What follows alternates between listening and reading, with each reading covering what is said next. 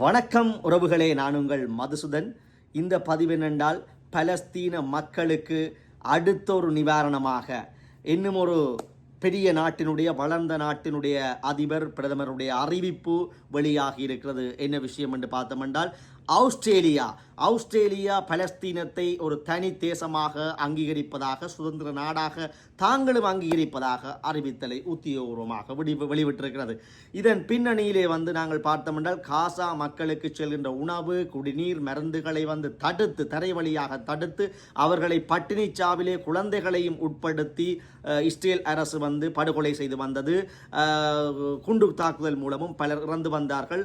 அங்கே Al Jazeera செய்தி சேகரிக்க சென்ற அல் ஜசீரா சர்வதேச ஊடகவியலாளர்கள் 5 பேரும் கொல்லப்பட்டிருந்தார்கள்.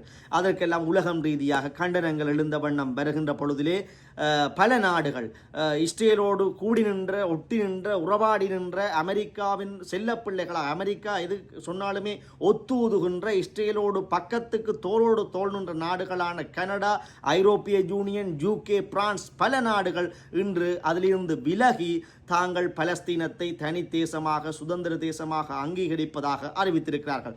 வருகின்ற செப்டம்பர் மாதம் ஐநா அமர்விலே மனித உரிமைகள் கூட்டத்தொடர்கள், ஐநா அமர்வுகள் நடைபெறுகின்ற பொழுது இதற்குரிய அறிவிப்புகளை அவர்கள் உத்தியோகபூர்வமாக அங்கே வெளிவிடுவதாக அறிவித்திருக்கிறார்கள்.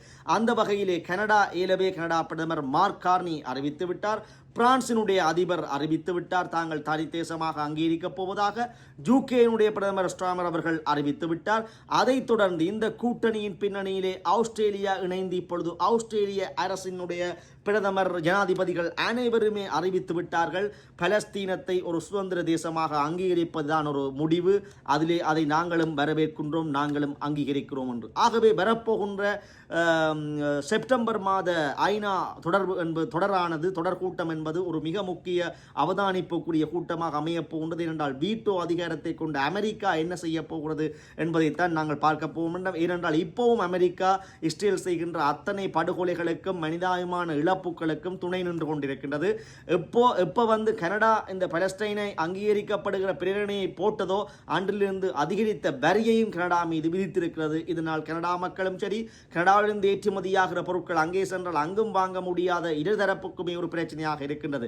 இந்த நிலைமையிலே இஸ்ரேல் ரஷ்யாவின் உக்ரைனும் போராட்டத்தை ஈடுபட்டு கொண்டிருக்கிற சமாந்த நிலையிலே ரஷ்யாவுக்கு கொடுக்குப்பிடி போட்டார், காலவாசம் வழங்கினார் ட்ரம்ப் அவர்கள். போராட்டத்தை நிறுத்த சொல்லி ரஷ்யா நிறுத்தவில்லை. அதனால் ரஷ்யாவிடமிருந்து எண்ணெய் வாங்குகின்ற இந்தியாவிற்கு 50% அபரிவிதமான வரியை விதித்து பழி வாங்கி இருக்கின்றார்.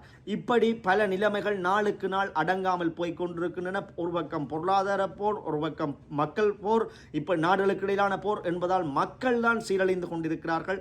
இப்பொழுது வருகின்ற செய்திகள் பலஸ்தீன் மக்களுக்கு ஒரு நற்செய்தியாக அமைகின்றது. உலகம் பூராகவும் ஜப்பானிலே மிகவும் அள்ளுகொள்ளையாக பலஸ்தீன கொடிகளோடு மக்கள் ஆர்ப்பாட்டத்தில் ஈடுபட்டிருந்தார்கள். கனடா, ஐரோப்பா என்று எல்லா இடங்களிலுமே அவர்களுக்குரிய ஆதரவாளர்களும் அவர்களும் பலஸ்தீன மக்களும் தங்களுடைய கொடிகளை ஏற்றி நகரங்களை மொய்த்து கொண்டு ஆர்ப்பாட்டம் செய்தார்கள். இப்பொழுது மெல்லமாக ஒவ்வொரு நாடுகளும் அங்கீகரிக்க தொடங்கிவிட்டன. அந்த வரிசையிலே ஆஸ்திரேலியாவும் இணைந்திருக்கிறது. இது பலஸ்தீன மக்களுக்கு ஒரு நன்மை, அதைவிட விடுதலை வேண்டி நிற்கின்ற இனங்களுக்கும் ஒரு நற்செய்தியாக இருக்கின்றது. அந்த வகையிலே நாங்கள் பலஸ்தீனத்தை பாராட்டுகிறோம். அவர்களுடைய போராட்டத்தில் கிடைத்த வெற்றி. மீண்டும் பலஸ்தீனம் கட்டியமைக்கப்பட்டு காசா மக்களுடைய துயர் துடைக்கப்பட்டு மீண்டெழுவார்கள் என்று நாங்கள் பிரார்த்திப்போம். மீண்டும் ஒரு நல்ல பதிவினூடாக சந்திப்போம். நன்றி, வணக்கம்.